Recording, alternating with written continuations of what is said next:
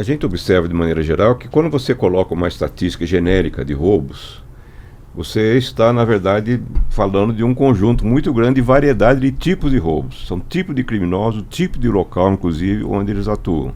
Não existe um remédio genérico para roubos, de maneira geral, como se imagina. Ou espalhar policiamento, que isso afeta. Porque nós temos, por exemplo, o Fórum Brasileiro de Segurança Pública tem um ótimo anuário que ele vai, pela lei de acesso à informação, buscar informações específicas sobre o roubo em comércio, em residência, transeunte, de veículos, celulares. E daí você começa a perceber umas certas nuances de como isso acontece nos variados estados. Então, o recordista, por exemplo, em roubo de celular é o estado do Amazonas. A gente está se queixando aqui, mas lá é quase o dobro de São Paulo. E uma outra localidade... Isso em termos nominais ou em termos percentuais? Em termos quantitativos mesmo. Quantitativo. Eu tenho aqui, na verdade, eu tenho as taxas que refletem melhor, porque o furto e roubo de celular foi juntando, é até difícil às vezes de especificar se é roubo ou furto de celular. Então, misturando os dois itens fica melhor. Mas o Brasil tem uma taxa média de 460 furtos e roubos por 100 mil habitantes. Quando você vai no Amazonas, é 1.075. São Paulo é 666. Mas, curiosamente, um estado que é bem apetrechado, como se diz, de policiamento, ele tem mais que o dobro de policiais proporcionalmente do São Paulo, que não é estado, é unidade federativa, é Brasília, é Distrito Federal. Ele tem muito mais roubo e furto de celular do que São Paulo. E, curiosamente, alguns estados têm se destacado pela baixa incidência de crime de maneira geral, que é o estado de Goiás e Santa Catarina.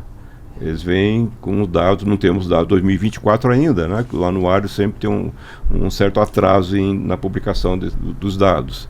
Mas é um dado relevante.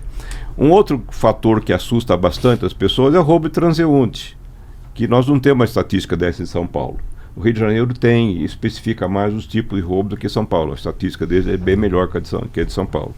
Isso ajuda não só a gente diagnosticar ou sentir a temperatura dos crimes nos bairros, nas localidades, mas também força a população a cobrar dos chefes policiais que estão ali no distrito policial, estão ali no batalhão da PM, porque a transparência de dados também tem essa função muito importante, né?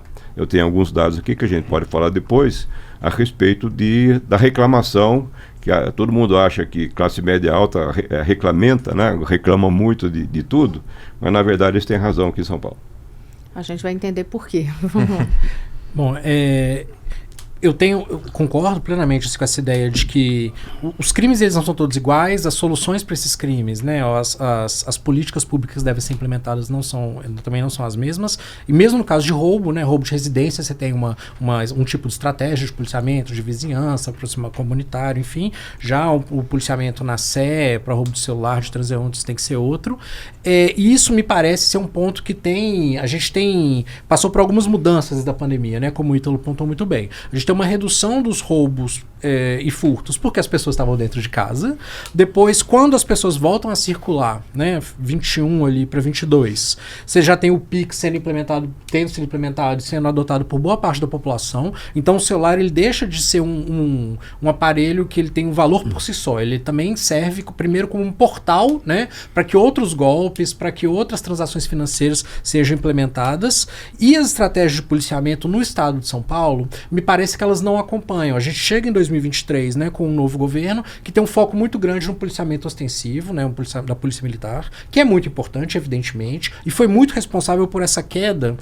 Quando a gente isola a cidade de São Paulo, teve uma queda no centro que foi muito maior do que a queda no restante da cidade, né? Então a gente tem uma redução dos roubos concentradas nos distritos policiais do centro.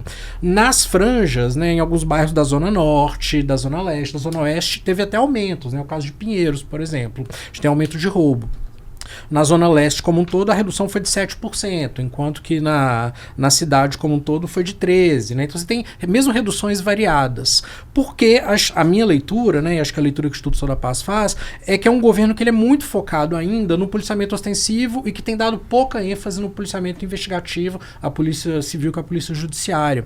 Então, por que eu estou falando isso? Porque esses crimes eles se tornaram mais sofisticados. Não é a pessoa que rouba uma correntinha e vende ele para derreter o ouro. Né? É a pessoa que rouba o celular não vai ser aquela pessoa que vai acessar seus aplicativos bancários, que vai dar golpe nos seus familiares. Você tem toda uma rede que envolve laranjas, que envolve equipes para destravar esses celulares. A gente está falando de quadrilhas, de um nível maior de organização do crime do que quando é roubado o meu relógio no sinal.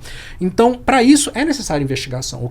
Esse caráter desse tipo de crime, ele demanda uma investigação mais sofisticada, né, que é o papel da Polícia Civil. Então, quando esse governo atual, né, da gestão Tarcísio, escolhe por uma opção política, num modelo de policiamento ostensivo muito focalizado, que é importantíssimo, né? Repito, ele abre mão de outras estratégias, que só agora têm sido recuperadas na nossa leitura, né? É quase como se tivesse um médico que recomenda antibiótico para tudo. Para várias coisas o antibiótico vai funcionar, né? Mas para outras não. E acho que é um pouco disso que a gente tem falado, assim. Acho que o roubo ele se tornou mais sofisticado, né? Não o roubo em si, o roubo é o mesmo, né? Mas o que acontece após aquele roubo, as quadrilhas de receptação são mais sofisticadas hoje desse crime do transeunte que pode atingir a todos nós.